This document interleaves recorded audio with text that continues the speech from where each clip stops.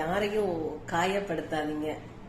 நீங்க உண்மையிலே யாருன்னு புரிஞ்சுக்க முடியாத ஒருத்தரை அப்படியே இறுக பிடிச்சிட்டு இருக்கிறத விட உங்களை கைவிட்டு நம்ம முன்னோக்கி செல்லக்கூடியது ரொம்ப நல்லது.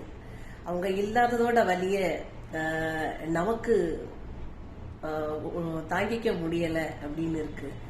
அதே நேரம் நீங்க இல்லாததோடைய வலியோ உங்களுடைய சூழ்நிலையோ புரிஞ்சுக்க முடியாத அந்த உறவு என்னைக்காவது ஒரு நாள் புரிஞ்சுக்கக்கூடிய நாள் வரும்.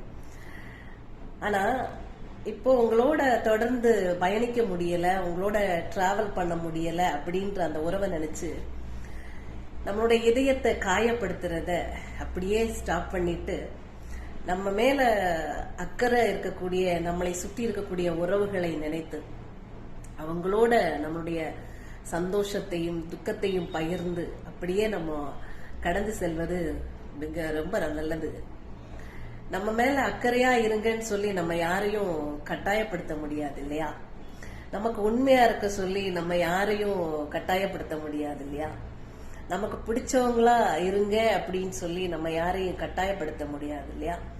அதே நேரம் நம்மளையும் யாரும் அப்படி கட்டாயப்படுத்துறது நம்மளால ஏற்றுக்கொள்ள முடியாது இல்லையா?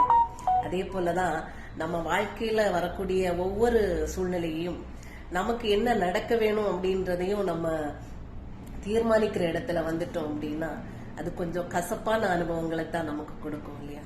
அதே நேரம் இயல்பா நம்மளுடைய வாழ்க்கையை எதிர்கொள்ள நம்ம தயாராயிட்டோம் அப்படின்னா சில நேரங்கள்ல நமக்கு தோல்விகளை கொடுக்கும் வாழ்க்கை, சில நேரங்கள்ல பாடத்தை கொடுக்கும், சில நேரங்கள்ல வருத்தங்களை கொடுக்கும், சில நேரத்தை போராட்டத்தை கொடுக்கும், அந்த போராட்டத்திலிருந்து வளர்ச்சியை கொடுக்கும். எனவே இதெல்லாம் சேர்ந்ததுதாங்க வாழ்க்கை.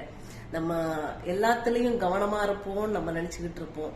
எங்க கவனமா இருக்கிறோம், எதுல கவனமா இருக்கிறோம்ன்றது கொஞ்சம் தெளிவா இருந்தோம் அப்படின்னா நமக்கு தகுதி இல்லாத ஒரு நபரையோ அல்லது ஒரு உறவையை நினைச்சு நம்ம கஷ்டப்படுத்துறதை விட நம்மளை நாமே கஷ்டப்படுத்திக்கிறத விட அது அப்படியே அதன் போக்கிலேயே நம்ம விட்டுட்டு நமக்கு வாழ்க்கையில என்ன வேணும்னு நம்ம யோசிக்க ஆரம்பிச்சிட்டோம் அப்படின்னா, யார் வேணும் அப்படின்னு நம்ம யோசிக்க ஆரம்பிச்சிட்டோம்னா அது தானாவே நமக்கு கிடைச்சிருங்க.